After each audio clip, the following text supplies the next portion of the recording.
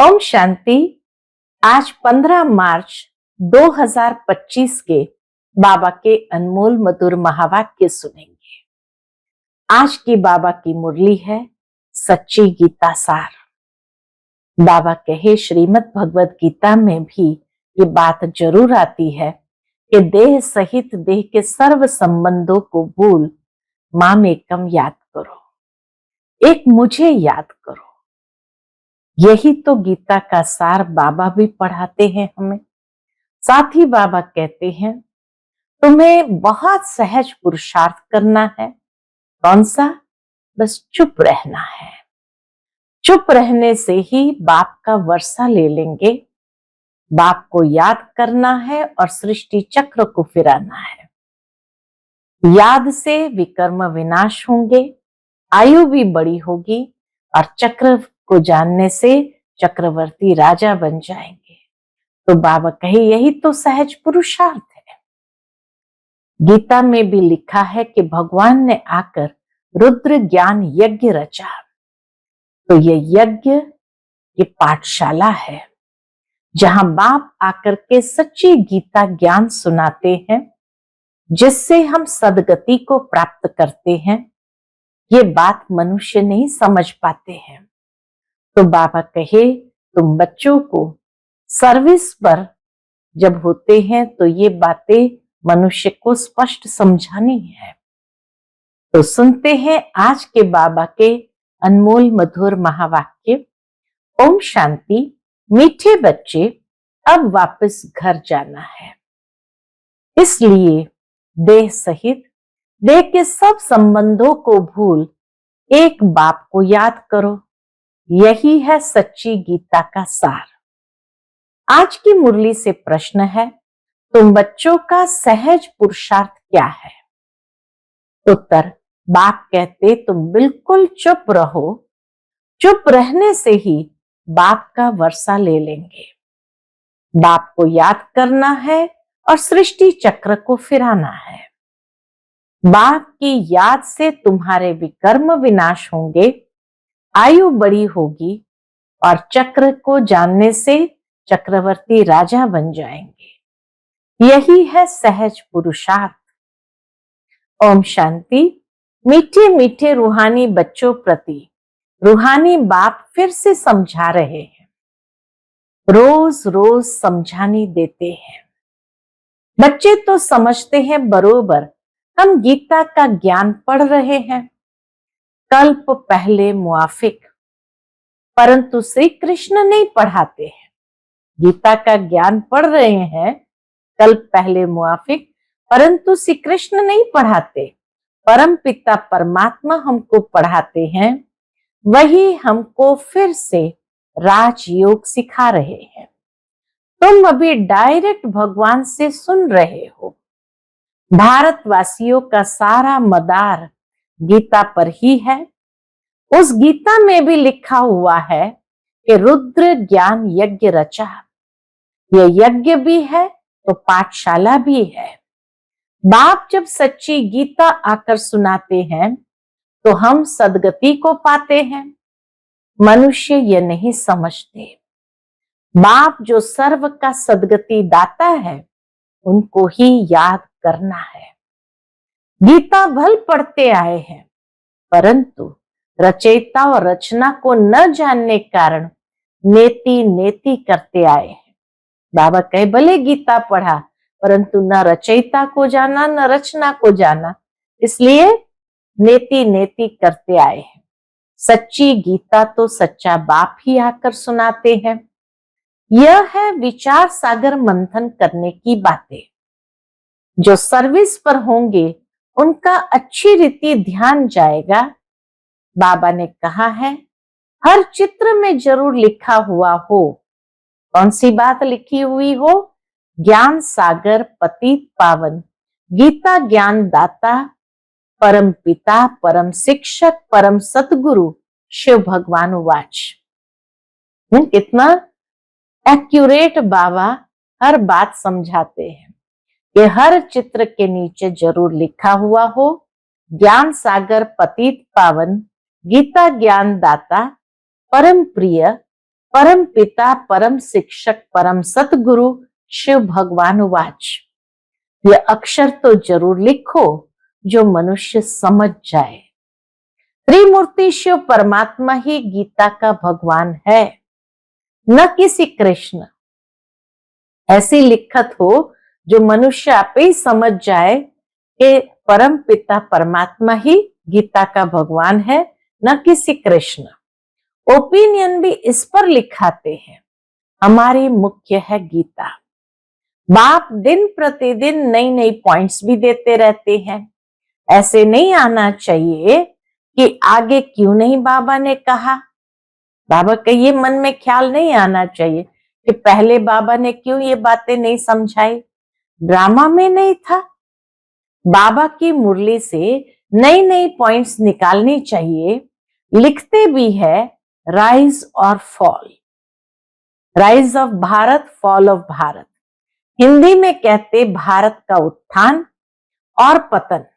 Rise अर्थात construction of deity dynasty, नए आदि सनातन धर्म की कंस्ट्रक्शन हो रही है। 100% प्यूरिटी पीस प्रॉस्पेरिटी की स्थापना होती है। तो राइज अर्थात construction of deity dynasty, 100% purity peace prosperity की स्थापना होती है। फिर आधा कल्प बाद फॉल होता है, डेविल डिनाइस्टी का fall. Rise and construction deity dynasty का होता है, फॉल के साथ डिस्ट्रक्शन लिखना है। तुम्हारा सारा मदार किस पर है? बाबा कहे तुम्हारा सारा मदार गीता पर है। बाप ही आकर सच्ची गीता सुनाते हैं। बाबा रोज इस पर ही समझाते हैं। बच्चे तो आत्मा ही है। बाप कहते हैं इन देह के सारे पसारे यानी विस्तार को भूल अपने को आत्मा समझो। इन देह के सारे पसारे विस्तार को भूल अपने को आत्मा समझो। आत्मा शरीर से अलग हो जाती है तो सब संबंध भूल जाती है।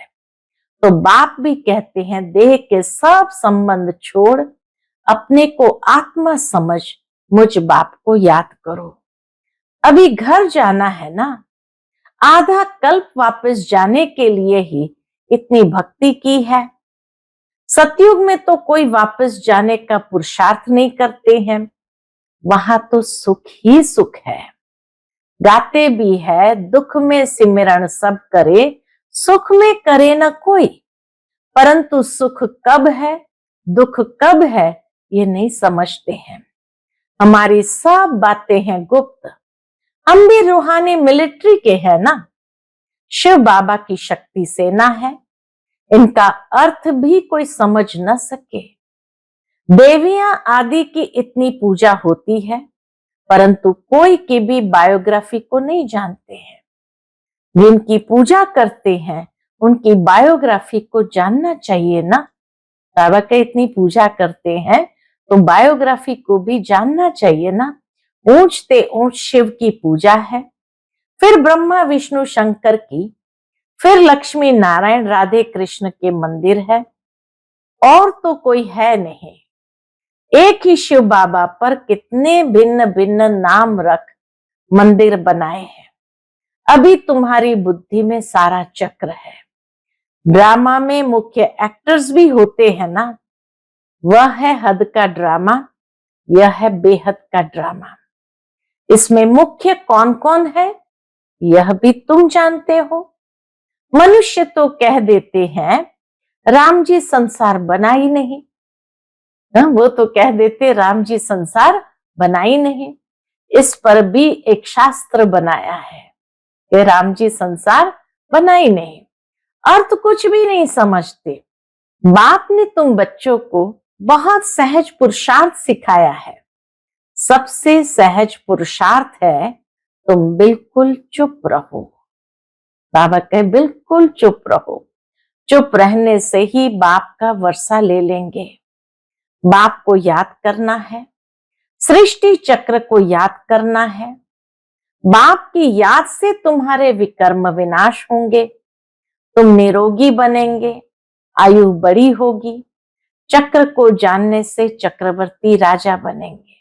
अभी हो नर्क के मालिक, फिर स्वर्ग के मालिक बनेंगे। स्वर्ग के मालिक तो सब बनते हैं, फिर उसमें है पद। बाबा के जितने भी बच्चे हैं सब स्वर्ग के मालिक जरूर बनेंगे, लेकिन उसमें है पद। जितना आप सामान बनाएंगे उतना उच्च पद मिलेगा। अविनाशी ज्ञान रत्नों का दान ही नहीं करेंगे तो रिटर्न में क्या मिलेगा? कोई शाहूकार बनते हैं तो कहा जाता है इसने पास्ट जन्म में दान पुण्य अच्छा किया है।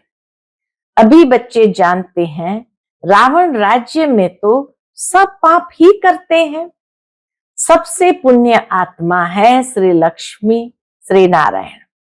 हाँ, ब्राह्मणों को भी ऊंच रखेंगे, जो सबको ऊंच बनाते हैं वह तो प्रारब्ध है।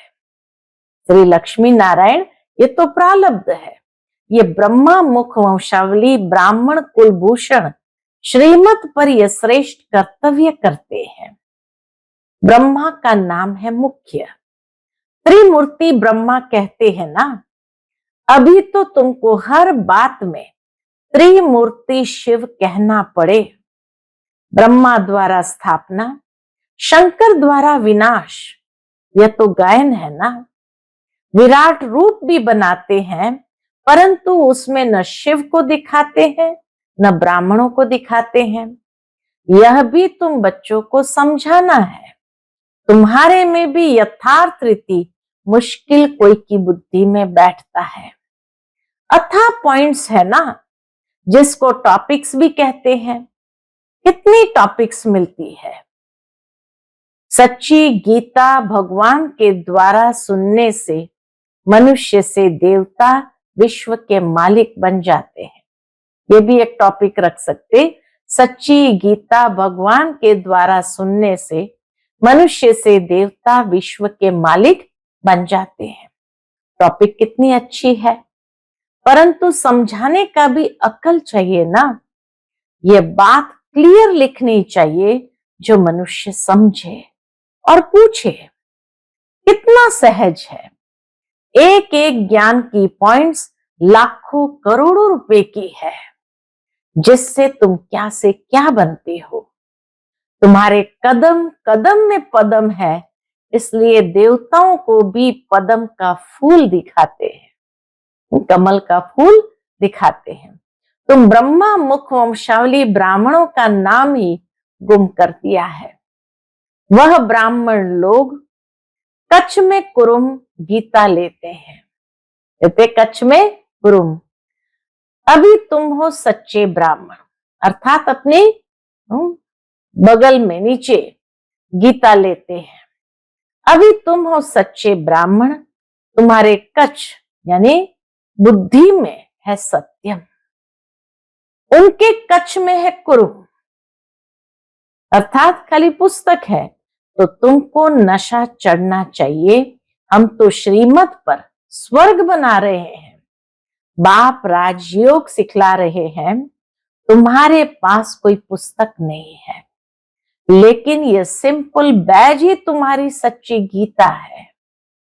बाबा कहे कोई शास्त्र उठाकर नहीं पढ़ते, लेकिन ये बैज ही तुम्हारी सच्ची गीता है।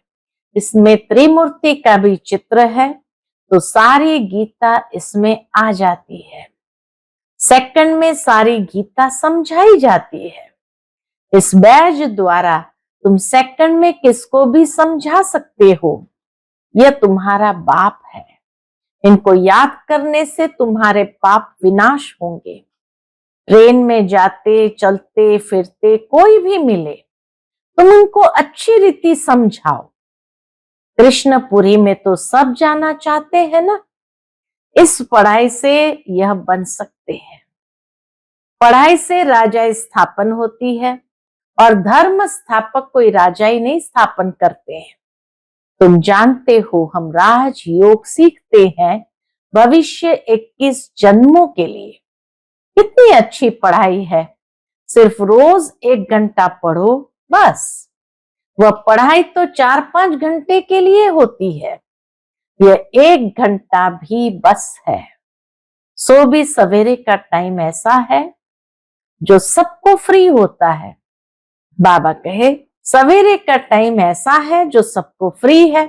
बाकी कोई बांधेली आदि है, सवेरे नहीं आ सकते हैं तो और टाइम रखे हैं। बैज लगा हुआ हो, कहां भी जाओ ये पैगाम देते जाओ। अखबारों में तो बैज डाल नहीं सकते हैं, एक तरफ का डाल सकेंगे। मनुष्य ऐसे तो समझ भी नहीं सकेंगे, सिवाय समझाने। है बहुत सहज, यह धंधा तो कोई भी कर सकते हैं। बाबा कहे ये धंधा इतना सिंपल है, कोई भी कर सकते हैं। अच्छा, खुद भल याद न भी करे, दूसरों को याद दिलावे। खुद भले टाइम नहीं है, याद न भी करे, दूसरों को याद दिलावे, वह भी अच्छा है। दूसरे को कहेंगे देही अभिमानी बनो और खुद देह अभिमानी होंगे तो कुछ न कुछ विकर्म होता रहेगा। पहले पहले तूफान आते हैं मनसा में, फिर कर्मणा में आते हैं।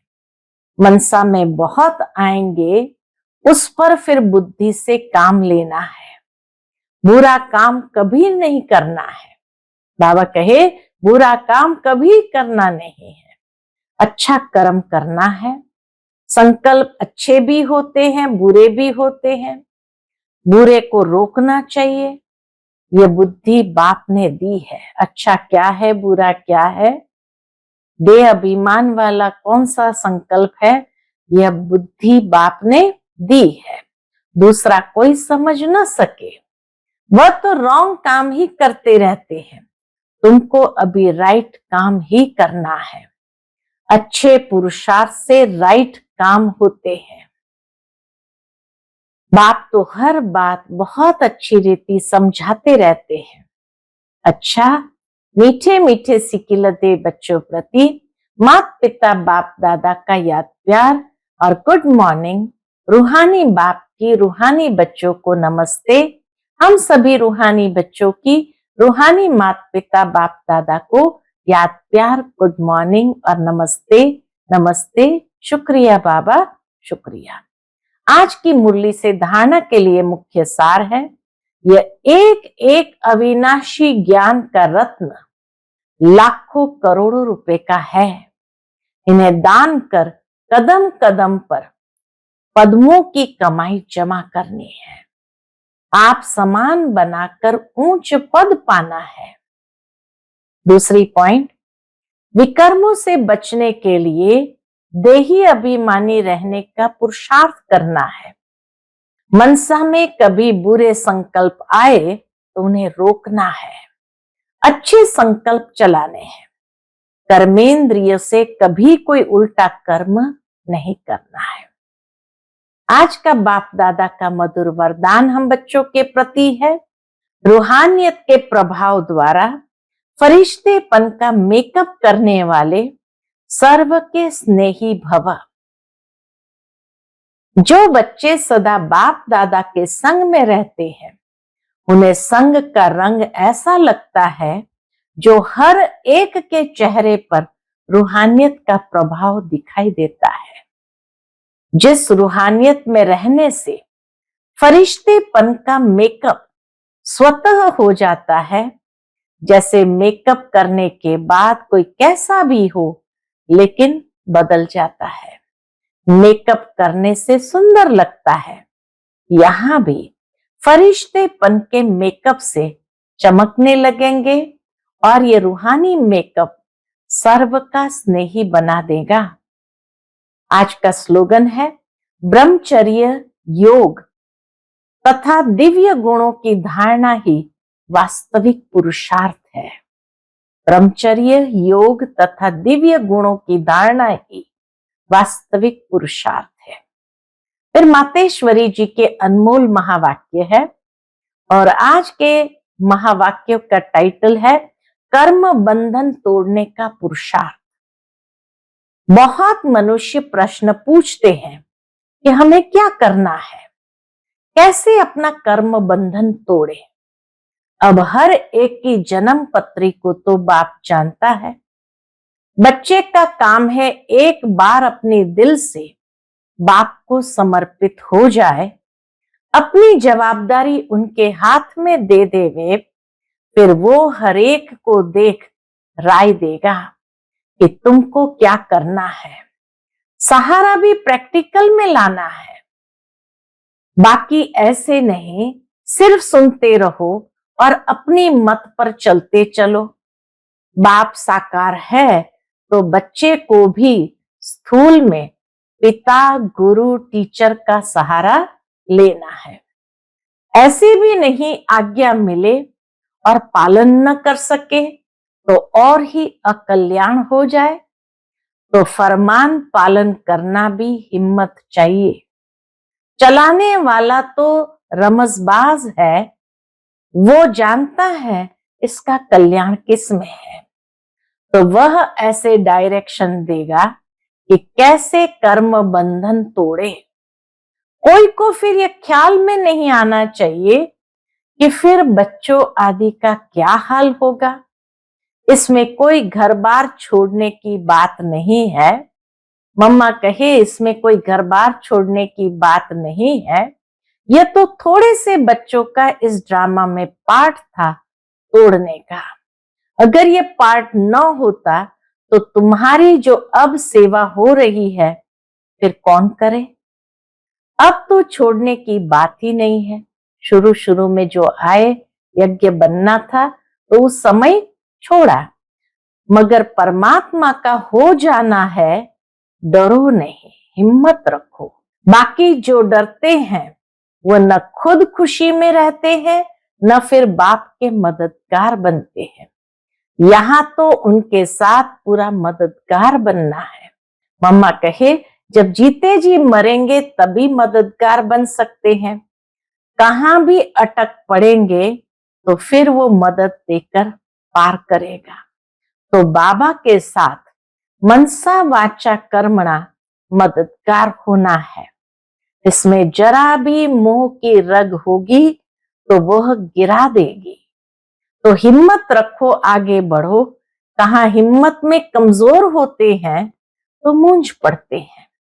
इसलिए अपनी बुद्धि को बिल्कुल पवित्र बनाना है। विकार का जरा भी अंश न हो। मंजिल कोई दूर है क्या, मगर चढ़ाई थोड़ी टेढ़ी बाकी है। लेकिन समर्थ का सहारा लेंगे तो न डर है न थकावट है। अच्छा, ओम शांति। आज का अव्यक्त इशारा है, सत्यता और सभ्यता रूपी कल्चर को अपनाओ। आपका बोल और स्वरूप दोनों साथ साथ हो। बोल स्पष्ट भी हो, उसमें स्नेह भी हो, नम्रता, मधुरता और सत्यता भी हो, लेकिन स्वरूप की नम्रता भी हो। इसी रूप से बाप को प्रत्यक्ष कर सकेंगे।